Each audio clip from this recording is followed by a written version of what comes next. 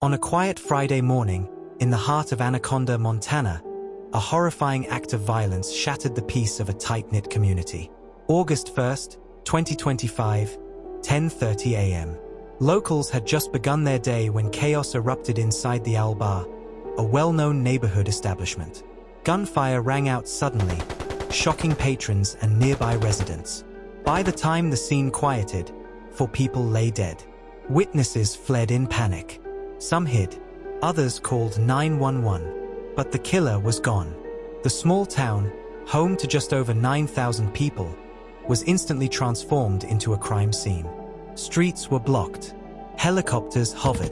Police sirens echoed through the valley. Authorities have not yet released the identities of the victims, pending notification of their families.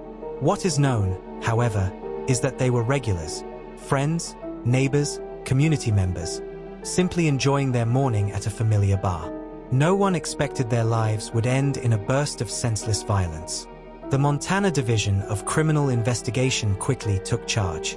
It confirmed the shooting took place at 10:30 a.m. inside the Owl Bar, but initial details remained scarce. Local police immediately began canvassing the area. Surveillance footage, witness statements, and nearby records all led them to one name: Michael Paul Brown. Brown, a local resident, lived just next door to the bar. He wasn't a stranger. He was a known figure in the area, quiet, some said, but never threatening. Now, he was the most wanted man in Montana. Police described Michael Paul Brown as armed and extremely dangerous. According to reports, he fled the scene before law enforcement arrived.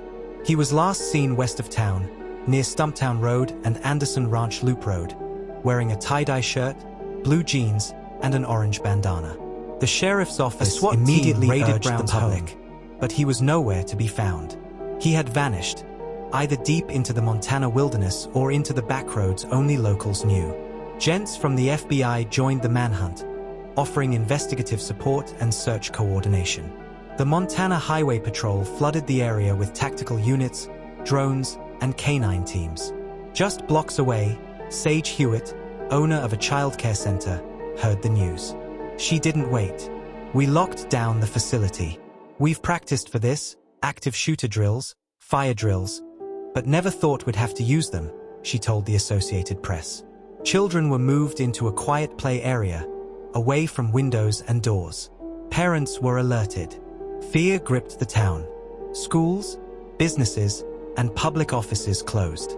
Even the Anaconda Leader, the town's bi-weekly newspaper, halted its print edition, vowing only to post updates online. Congressman Ryan Zinke urged residents to stay indoors, lock their doors, and follow law enforcement instructions. The entire town, it seemed, was holding its breath. Montana Governor Greg Gianforte addressed the tragedy, offering prayers for the victims and support to the first responders. As of this report, Michael Paul Brown remains at large. The manhunt continues, and residents of Anaconda remain on edge, unsure if the shooter is still hiding among the trees, or closer than they think. This tragic event marks the 256th mass shooting in the United States so far in 2025, according to the Gun Violence Archive, a number that's both shocking and sadly unsurprising. A bar, a neighbor, a quiet town. It took just minutes to turn routine into ruin. And now, a community mourns, not just for the lives lost, but for the peace that may never fully return. This has been Daily Detail, True Crime, where we uncover the chilling details behind real-life American tragedies. Subscribe for more gripping stories. Stay safe, stay aware, and remember the victims.